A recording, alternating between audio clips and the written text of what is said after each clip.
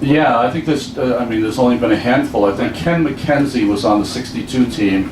He had the only winning record of all the Mets pitchers that year. He was a robust 5-3. There you go. So my point is, so known as the Yale guy, the Ivy League guy, but again, no one had a more blue-collar background than you. And the story about your dad and what he did when you were taking algebra in which grade? Well, I was lucky. I skipped first grade, so I went to Yale. I was 16, just turning 17. So I was in an AP course in the 7th grade, algebra AP course. And I knew I was a little in over my head. And my father, like I said, never graduated from high school. He went to the YMCA every night and took a algebra course so he could help me with my homework. So pretty cool. We're going to get some questions. I believe there are cards going around, and so we'll get to that in... Oh, and nice. Someone's going to get a Cadillac or something. You've also talked about that notion of leaping as a player, but as a broadcaster, you could leap. Did that come immediately, or is that a gradual process? Well, you know, it's really difficult. I get this a lot now.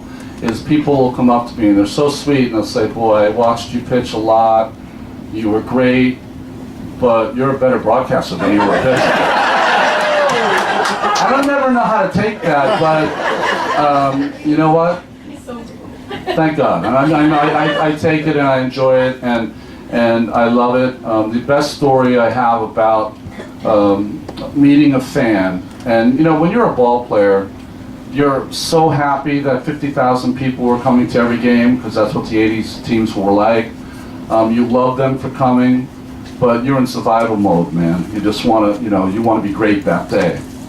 And as a broadcaster, it's a whole different experience because somehow Gary, Keith, or my voice is in your kitchen while you're making your meatballs or whatever you're doing. You know what I mean? So it's a whole different deal. But the best experience, I would say, or the unique experience, not the best experience, is I was walking down Manhattan one day, and this guy came up from behind me, tapped me on the shoulder, and gave me this huge hug. Now, I'm not a total germaphobe, but a tiny bit of a germaphobe, so I thought it was like a little too much. But he said, "I have to tell you," he said, "in 1986, I was a degenerate gambler, and you went 32 and the Mets went 32-8 in your 40 starts, including the postseason.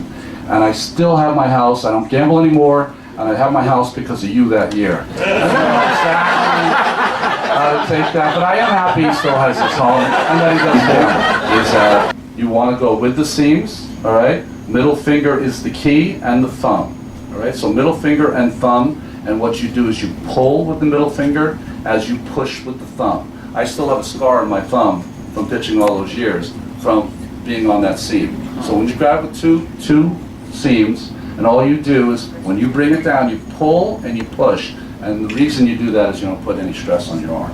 So really it's coming out. And most guys make the mistake, they want to yank it down. You don't have to yank it. When you pull and push, the ball comes off the top of your hand. Clayton Kershaw throws that curveball, and the ball will rotate. It's all physics, right? The key is to get the seams spinning. You know, if you know a Syndergaard, they're spinning at 100 miles an hour. If you're someone more pedestrian, it's not spinning as much. But if you get it spinning, it will somehow drop at some point. One more question. And Henry Cooper? Henry? Are you here? Here. Henry, I'll just put your name on, so I thought I'd... James Cooper would be more appropriate for What's your advice for an aspiring young pitcher? That's an unbelievable question because it's so difficult to answer. This is what I will say though, is that I'm not a believer in the specialization that happens with young people now. Play every sport you can and have fun.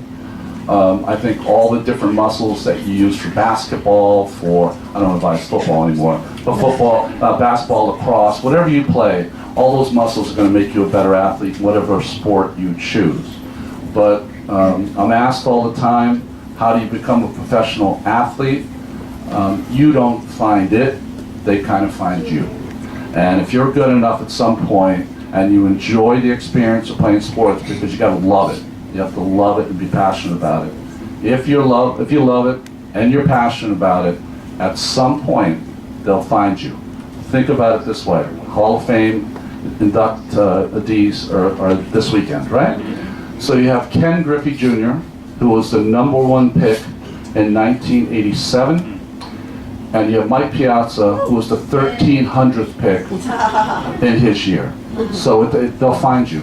It doesn't matter if you were the greatest from day one, they will find you if you can play. Well, this is a really fascinating story, and the book is a tremendous read, and I don't say this in a self-serving way, but if you do want to find out more about Ron's story, we did this story, and you can find it on the web. You go to NY1, the numeral 1, ny1.com/1on1, or just Google my name and his name.